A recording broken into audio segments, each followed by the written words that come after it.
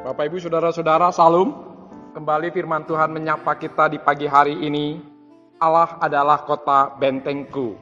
Ya, firman Tuhan mengatakan Allah itu bagi kita tempat perlindungan dan kekuatan sebagai penolong dalam kesesakan sangat terbukti.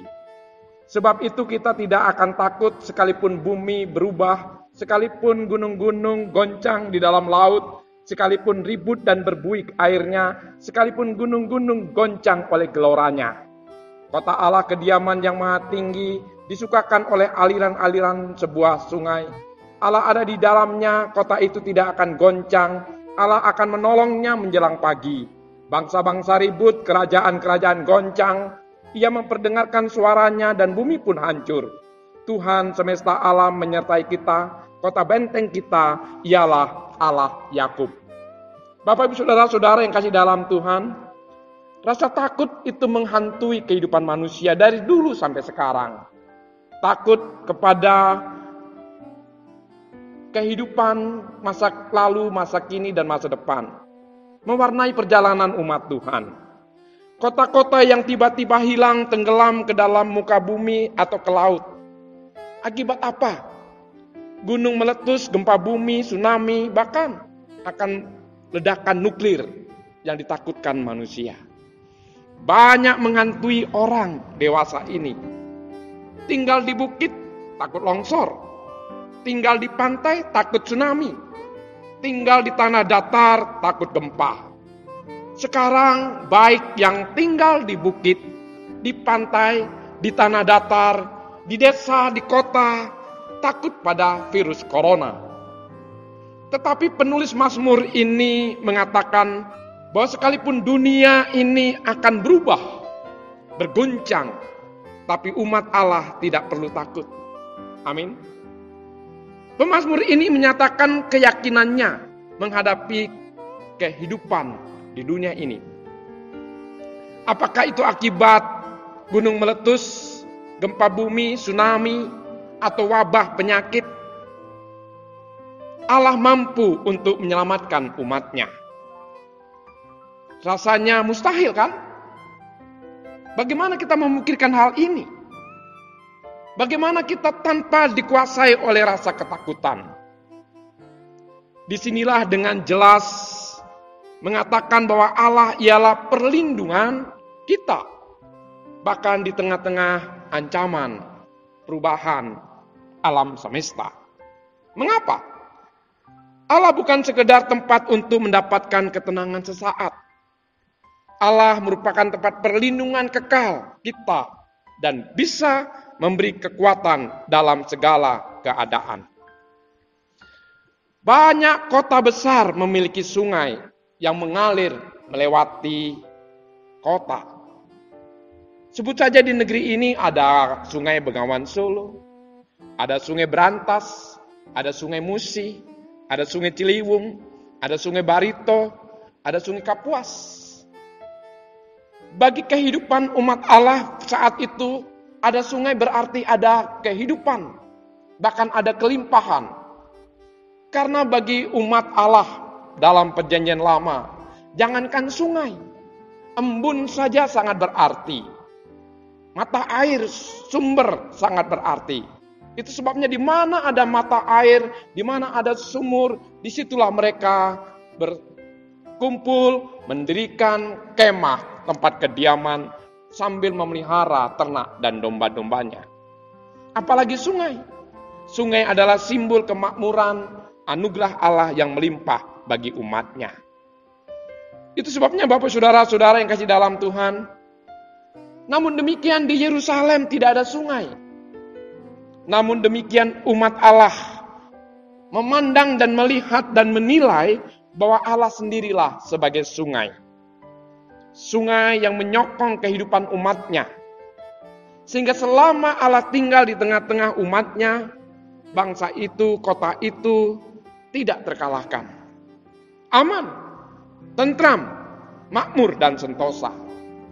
Tetapi ketika bangsa itu meninggalkan Allah, Allah tidak lagi melindungi mereka, maka Yerusalem jatuh ke tangan musuh, dan pada saat itu ke tangan Asyur, pasukan Babel.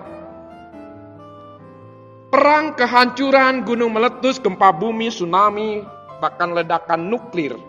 Dan saat ini, wabah penyakit virus corona COVID-19 tidak bisa dihindarkan. Hal-hal yang seperti di atas itu sudah terjadi dan sedang terjadi dan akan terjadi pada masa itu. Bahkan pada masa ini pun semua orang akan berdiri di hadapan Tuhan yang Maha Kuasa. Jadi tepatlah jika saat ini kita berdiam diri di rumah, berdiam diri di hadapan Allah, berdiam diri di hadirat Tuhan, menghormati Allah beserta dengan kekuasaannya serta keagungannya. Luangkanlah waktu setiap hari, berdiam diri, menghormati Allah, tingkatkan kontemplasi, yaitu mengenal diri sendiri, berbicara kepada diri sendiri, berbicara kepada jiwa kita sendiri, dan juga berbicara kepada Allah. Jika selama ini kita banyak berbicara kepada sesama, waktunya saat ini kita berbicara kepada diri sendiri, berbicara kepada jiwa sendiri, berbicara kepada Tuhan. Karena apa? Karena Roh Kudus membantu kita di dalam doa, dalam pembicaraan, dalam persekutuan dengan Tuhan. Bahkan dalam kondisi di dalam kesesakan penderitaan ini pun, Roh Tuhan membantu kita di dalam doa, keluhan-keluhan yang tidak terucapkan. Itu artinya Tuhan sangat mengerti kedalaman hidup kita, diri kita, keadaan kita, situasi kita, dan kondisi kita. Mungkin pada saat ini Bapak Ibu Saudara-saudara hanya bisa menjerit dan menangis. Tapi di dalam air mata itu banyak kata-kata yang tidak terungkapkan. Ribuan kata yang tidak terungkapkan. Tapi pada saat itulah Tuhan mengenal saudara. Sehingga saudara bukan saja mempunyai Allah yang Maha Kuasa, tapi Allah yang Maha Tahu. Tapi terlebih Allah yang peduli. Itu sebabnya mari kita berdiam diri di hadapan Tuhan, lebih banyak mendengar suaranya dalam hal ini. Tuhan, apa yang harus aku lakukan dan aku perbuat sesuai dengan kehendak dan rencana-Mu.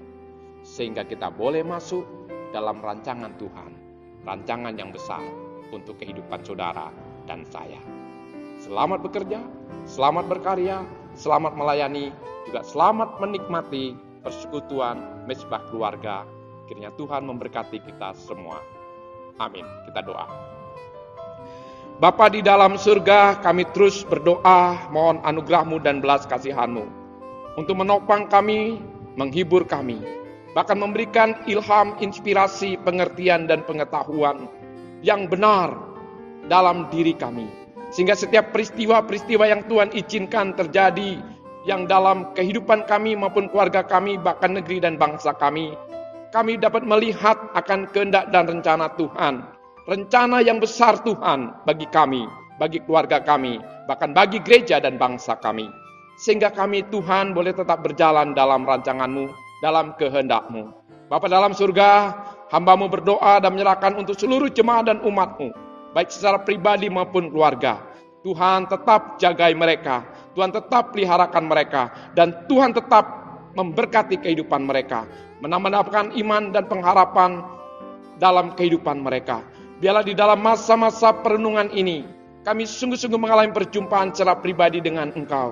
Sebagai Bapa yang baik, sebagai Gembala yang agung, sebagai sahabat yang sejati, juga sebagai tabib yang agung. Tuhan, terima kasih. Kami berdoa untuk negara dan bangsa kami. Tuhan juga tolong dan berkatilah usaha-usaha dalam pencegahan wabah virus corona ini pun dapat dilakukan oleh karena pertolongan Tuhan. Akhirnya kami menyerahkan seluruh kehidupan kami dan keluarga kami dan seluruh jemaat dan umat-Mu ke dalam tangan pengasihan Tuhan. Tuhanlah Yehova Nisi panji keselamatan, Yehova Rafa Allah yang menyembuhkan dan yang merawat, Yehova Jireh, Allah yang menyediakan, yang Allah mencukupi. Yehova Salom, sumber sukacita dan damai sejahtera, memenuhi kehidupan kami semua. Demi Yesus Kristus kami berdoa dan bersyukur. Amin. Tuhan memberkati engkau dan melindungi engkau. Tuhan menyinari engkau dengan wajahnya dan memberi engkau kasih karunia. Tuhan menghadapkan wajahnya kepadamu dan memberi engkau damai sejahtera hari ini, esok, dan sampai selama-lamanya. Amin.